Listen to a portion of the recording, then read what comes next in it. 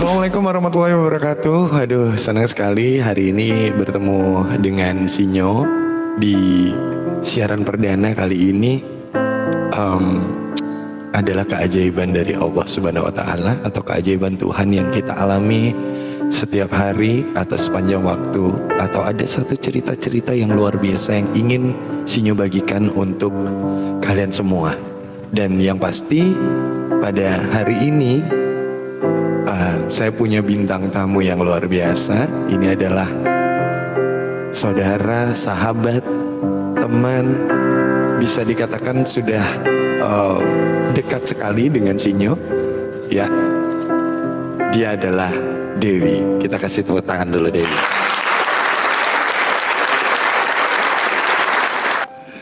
Dewi, kalau boleh memperkenalkan diri terlebih dahulu, silahkan. Perkenalkan, nama saya Dewi. Saya dikasih tahu nggak sih dari mana? Boleh, boleh. Saya dari Jember, Jawa Timur.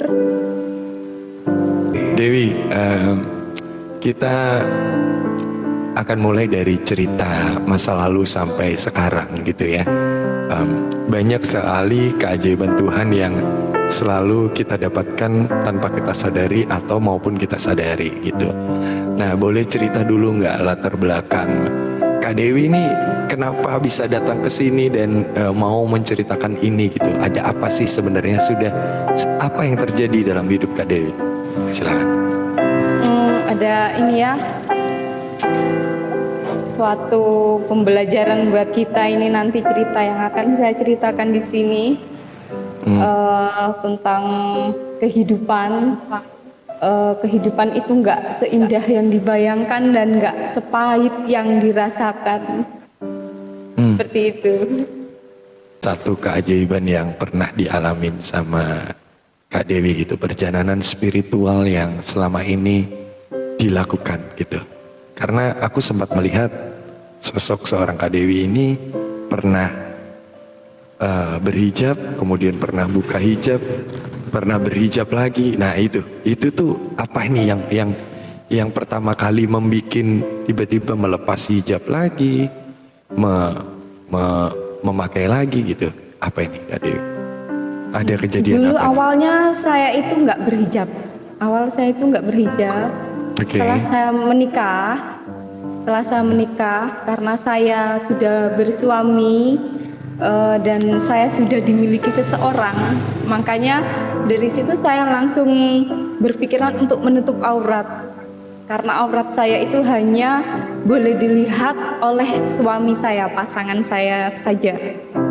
Oke, dan setelah itu tiba-tiba habis berhijab banget nih ya, tiba-tiba Kak Dewi ini sempat di satu momen di mana Kak Dewi ini tiba-tiba melepaskan hijabnya dan nggak mau berhijab lagi. Nah itu kenapa nih? Ada apa nih? Karena dalam perjalanan hidup itu nggak semuanya indah, nggak semuanya mulus, nggak semuanya seperti yang kita inginkan. Setelah saya menikah, dalam perjalanan kehidupan saya itu saya mengalami satu hal yang sangat menyakitkan.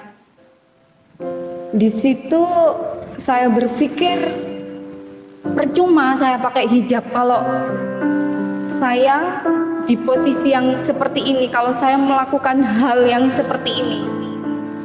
Makanya, seperti ini tuh gimana maksudnya? Saya pernah menikah sama seorang laki-laki dan ternyata laki-laki itu punya istri, suami orang. Makanya dan di itu satu Dewi titik tidak tahu itu ya? saya nggak tahu kalau dia punya istri, dan ketika saya menikah dengan dia, ternyata dia sudah beristri. Dan di titik itu saya berpikir, kok saya berhijab, kok saya ngerasa waktu itu saya jadi pelakor ya kan, perebut laki orang.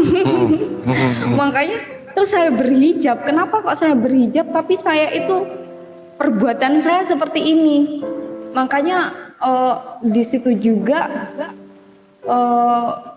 mantan suami saya yang kemarin juga nggak suka, dia juga nggak suka kalau saya berhijab begitu. Makanya terus saya lepas hijab. Tapi apakah pada saat itu Kak Dewi nggak berpikir bahwa nggak takut nih sama Allah nih? Maksudnya setelah memakai hijab terus habis itu tiba-tiba kan, karena setahu saya hukum seorang perempuan tuh ketika akhir balik harusnya sudah menutup aurat ya, gitu. Iya. Tapi ini tiba-tiba melepaskan nih, apakah ada kekecewaan sama Tuhan atau ada kekecewaan sama Allah atau apa nih yang terjadi gitu? Saya itu nggak pernah ini ya, alhamdulillah saya nggak pernah kecewa sama Allah, karena apa yang saya jalanin ini adalah sudah yang menurut saya sudah yang terbaik yang diberikan Allah sama saya. Tapi pada waktu saya lepas hijab, saya memang berpikir benar-benar saya itu kayaknya nggak pantas dengan perbuatan saya yang seperti itu. Terus saya memakai hijab itu, saya ngerasa benar-benar kecewa dengan diri saya sendiri. Dan saya kayaknya benar-benar nggak pantas sekali saya berhijab. Seperti itu. Lebih ke diri sendiri ya. Jadi bukan Iya. menyalahkan Allah ya, tapi karena Enggak. lebih ke diri sendiri gitu. Lebih ke diri Tapi- sendiri ya. Kalau boleh tahu nih, sedikit saja, boleh diceritakan sedikit aja ya Kak Dewi ya. Apa sih ketika Kak Dewi menemukan sesuatu hal yang menyakitkan tadi itu dalam hidup gitu, yang bisa bikin Kak Dewi sampai melepaskan hijab gitu kan, yang bikin menyakitkan sekali gitu. Selain sebagai pelakor tadi ya, apakah ada sesuatu hal yang mungkin bisa kita dengar gitu? Kecewa dengan diri saya sendiri, kenapa saya harus menjalani hidup yang seperti itu. Saya menikah dengan suami orang, kemudian saya juga sempat nyamperin ke sana, sempat dapat perlakuan yang nggak baik. Terus apa yang saya perbuat itu pokoknya serba salah.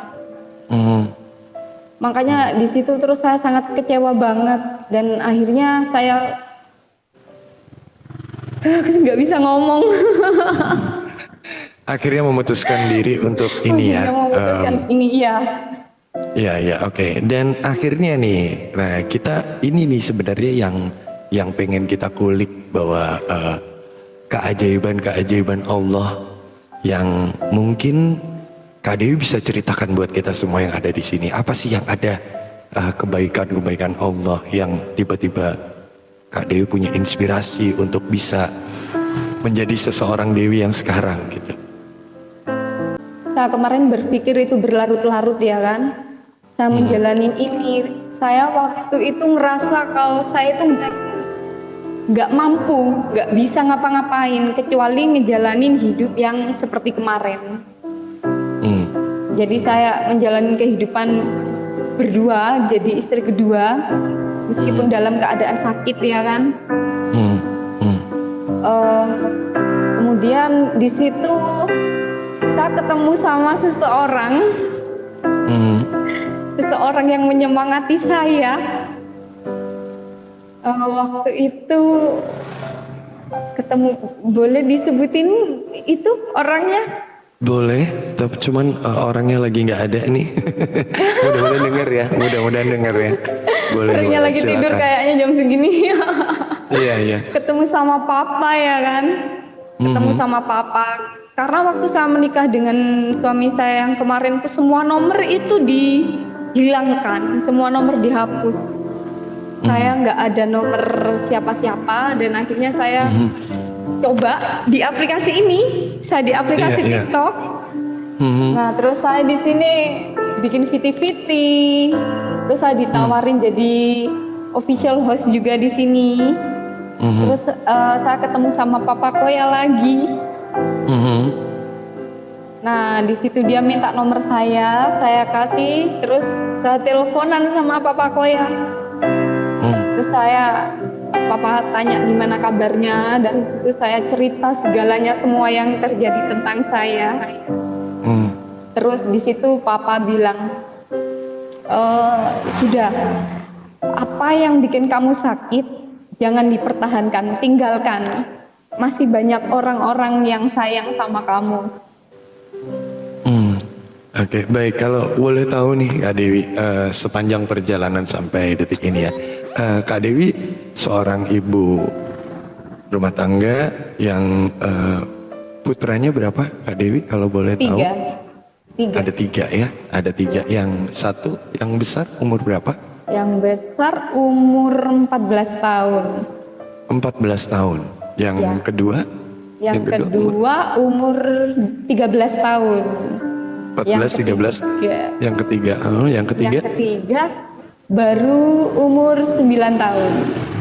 Baru umur 9 tahun ya. Ya, cowok semua. Cowok semua, Arjuna semua. Berarti ini akan melindungi ibunya ya. Amin. Oke. Amin. Sepanjang perjalanan sampai detik ini gitu, ada kesulitan nggak sebagai ibu rumah tangga yang tunggal ya? Maksudnya Kak Dewi ini kan merawat anak-anaknya sendiri, menyekolahkan anak-anaknya sendiri gitu, bertahan sampai sekarang gitu. Gimana nih ceritanya? Berat nggak sebagai ibu rumah tangga sendiri? Dalam setiap kehidupan itu nggak ada yang mudah. Semuanya itu butuh perjuangan, semuanya itu berat. Tergantung kitanya yang menjalani ya kan. Tapi selama ini, selama saya menjadi single parent, alhamdulillah banyak orang yang bantu saya.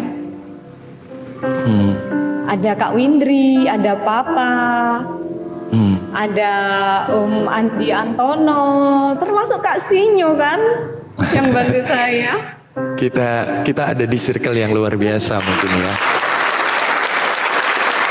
Oke, pernah nggak sih ngalamin susah banget Kak Dewi untuk merawat anak-anak gitu? Nah itu diceritain dong, maksudnya. Pernah banget. Pernah nggak kayak sampai mungkin nggak bisa makan atau susahnya bayar uang sekolah gitu? Pernah nggak mengalami masa-masa yang seperti itu? Iya.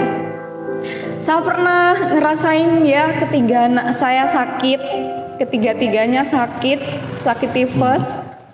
Terus di kondisi itu saya nggak pegang uang sama sekali. Saya pernah. Terus beras cuma ada tinggal segelas, pernah. Dan di kondisi yang seperti itu saya harus bawa anak saya ke rumah sakit. Sendirian pula ya, dengan tidak membawa uang sama sekali waktu itu. Nggak bawa uang sama sekali. Akhirnya saya apa coba ya, nggak punya apa-apa dan saya harus ngobatin anak saya. Kebetulan saya ini kan selain ibu rumah tangga, saya juga suka bikin kue. Saya juga bikin makanan apalah, pokoknya yang bisa dijual di sini. Karena itu kepepet, peralatan saya semua saya jual. Saya jual peralatan kuenya. Iya. Oke, dijual di rongsokan gitu ya. Di rongsokan ya. Oke. Terus setelah itu? Itu peralatan saya beli sekitar 1,5 juta lebih. Karena kepepet, saya jual laku 100.000 aja. Cuman 100.000 hanya untuk mengobati anak yang sakit. Mengobati anak-anak saya. Iya. Oke. Terus waktu itu juga sempat saya bawa ketiga anak saya ini periksa karena uang saya cuma 100.000 itu tadi. Saya bawa ke Pak Mantri karena kalau ke dokter itu nggak cukup. Saya ikat ketiga anak saya naik sepeda motor. Setengah 9 malam. Sampai diikat ya? Iya. Yang sakit yang nomor 1 di paling belakang, yang nomor 2 di depan, yang nomor 3 di tengah, dipegang sama masnya. Jadi anak saya yang nomor 1 itu sakit, tapi dia masih jagain adiknya. Saya bawa ke Pak Mantri, masih saya bawa ke Pak Mantri itu, ternyata Pak Mantrinya bilang kalau anak saya itu dia nggak bisa ngobatin. Karena itu anak saya sudah lemes ya kan, sudah nggak bisa obat masuk, nggak bisa makan. Dan anak-anak itu harus dibawa ke puskesmas, harus dirawat inap di sana, harus diinfus karena sudah nggak bisa masuk apa-apa. Akhirnya di situ saya sempat ini ya bayar 100.000 sama Pak Mantrinya dikembaliin, malah saya dikasih bonus 100.000 lagi. sama Pak Menterinya. Dan itu saya sampai rumah masih saya kebingungan karena saya bawa ke puskesmas, ini apa lagi yang dipakai, kan nggak mungkin uang 200.000 itu dibuat berobat ke puskesmas dengan 3 anak. Nah, disitulah awal segalanya. Terus saya sampai lepas hijab awalnya dari situ. Oke. Setelah itu apa yang terjadi dengan hati Dewi untuk sekarang bisa mensyukuri apa yang diberikan sama Allah sampai hari ini? Ya, saya itu bersyukur ya kan sama Allah. Meskipun Allah itu memberi cobaan, itu saya pikir juga pasti Allah itu juga kasih sebuah penyelesaian juga. Tapi meskipun dengan imbalan yang kadang itu menyenangkan dan kadang juga menyakitkan. Kadang juga kita berasa nggak kuat gitu ya, Nggak kuat. menerima Kadang cobaan saya tuh nggak gitu ya. kuat nerima. Saya tuh nggak kuat kadang tuh ngerasain kok sampai sebegininya ya kan. Terus apa saya itu harus ngapain begitu. Banyak sekali yang mungkin orang juga kadang-kadang nggak tahu ya, Kak Dewi ya. Mungkin kita dilihatnya baik-baik saja, Iya, betul. semuanya aman-aman saja gitu ya. Dan Tapi dalam semua ternyata kejadian ini saya nggak pernah cerita dengan keluarga saya. Keadaan saya sakit pun saya nggak pernah cerita sama keluarga saya, sama mama saya, sama kakak saya. Mereka nggak tahu masih kalau ada keluarga ya. Masih. Maksudnya di sekitar rumah situ atau iya, jauh? di sekitar rumah Oke. saya. Dan nggak pernah sama sekali nggak pernah ngasih tahu. Nggak Pernah ngasih tahu. Oke. Ada satu kemarin tuh aku sempat lihat ya Kak Dewi, ada satu hal yang mungkin tudingan-tudingan miring ya, karena kan biasanya kalau seorang wanita yang single parent gitu ya, membesarkan anak-anak terus terlihat nggak ngapa-ngapain tapi kok ada aja rezekinya gitu ya. Itu kan sempat jadi, pasti akan jadi bumerang juga buat kita gitu kan. Nah, pernah dialamin nggak Kak Dewi? pernah banget. Pernah ya? Ya, Sampai pernah dituduh gimana Kak Dewi? Sampai dituduh begini ya, sempat mereka itu lihat saya, kenapa ini orang udah single parent, nggak pernah kelihatan kerja, tapi sering makan di luar begitu. Sering makan di luar gitu ya? Iya. Oke. Mereka Terus? nggak tahu. Terus seperti anak-anak saya bisa beli sepatu, bisa beli baju. Uang dari mana begitu kan? Karena mereka nggak pernah lihat saya bekerja. Karena mereka cuma lihatnya saya di dalam rumah di kamar. Mereka Padahal tahunya cuma saya di begitu rumah ya? itu saya juga bekerja. Nih mungkin bisa di sharing nih, kok bisa di rumah aja tapi dapat duit gitu loh Kak Dewi? Apa sih? Ngerjain apa gitu? Yang jelas saya nggak Tapi bukan ngepet ini ya ya. Kak Dewi ya, bukan ngepet, bukan Saya juga video nggak call nuyuh. syariah itu bukan dia ya? Maaf ya Kak Sinyo, saya tahu diri saya sudah tua kan, kendor semua, malu. Oh iya iya. Nggak barangkali ya, jadi kan orang tuh mikirnya macam-macam gitu loh. Kita di rumah nggak ngapa-ngapain tapi kita dapat Iya, duit, iya. kita Iya, nggak kemana-mana gitu. Sementara kita tiba-tiba makan di luar, belanja di luar, kita punya ini, kita punya itu gitu kan. Dan mereka Iya, betul, kaget betul. gitu kan. Nah, gimana caranya Kak Dewi untuk menjelaskan itu ke semua orang? Sebelum aku bertanya nanti kerjaannya ya.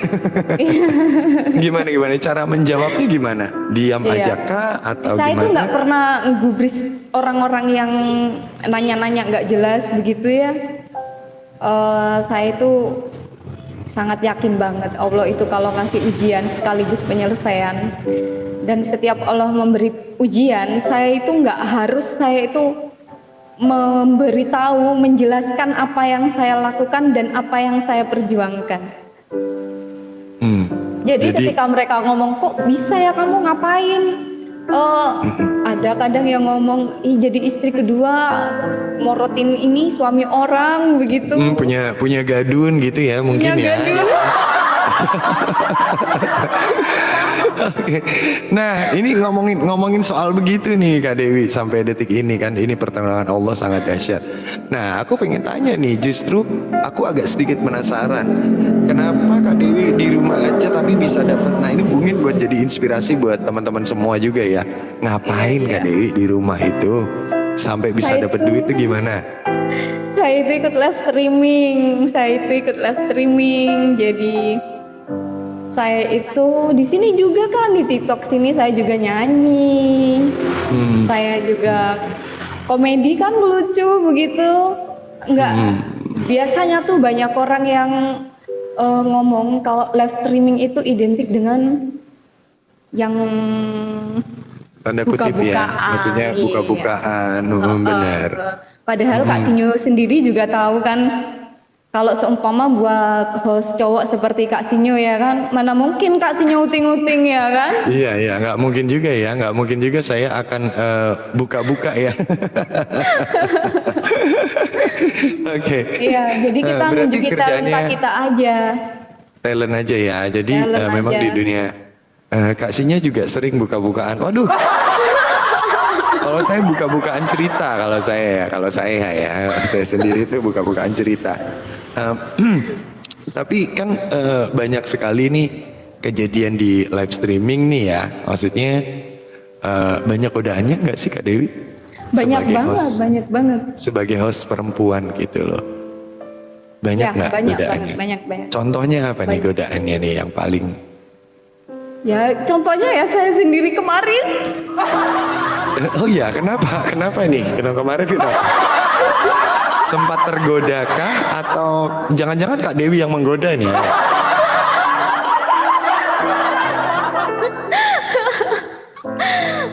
Apa Nah, nih? itu Apa kan nih? ini kejadiannya pas semua itu kan gara-gara awal corona ya kan. Terus kita semua nggak bisa bekerja. Akhirnya Oke. waktu itu saya bekerja di rumah dengan aplikasi-aplikasi ini kan. Nah, ketika saya live streaming waktu anak-anak sakit itu, saya waktu itu sudah jadi official host. Oke. Jadi waktu itu official host juga, saya gaji juga tertunda kalau nggak 3-4 bulan. Saya waktu itu Oke. jadi official host Arab. Tapi di manajer saya yang dari Arab untuk ngirim uang ke Indo itu kan nggak bisa keluar, mereka Instan. lockdown. Iya. Heeh. Nah, akhirnya waktu itu pas saya juga harus durasi ini juga harus terus jalan. Ketika anak saya sakit, saya capek, saya ngurusin anak sakit, saya harus ini konsekuen sama kerjaan saya harus tetap live. Pada waktu itu saya live, terus ada istilahnya orang sekarang tuh spender ya kan, spender. Enggak, aku Iya, enggak ini iya. kok enggak ngerayu-ngerayu bener. Enggak Iya, bisa tapi kalau ngerayu. ada nggak apa-apa ya. Kalau ada nggak apa-apa. Ya. Pas saya live itu anak-anak saya lagi ngerintih, namanya juga anak-anak sakit ya kan. Nah akhirnya itu teman saya itu suruh saya off. Dewi kamu off dulu, aku mau telepon kamu, dia ngomong begitu.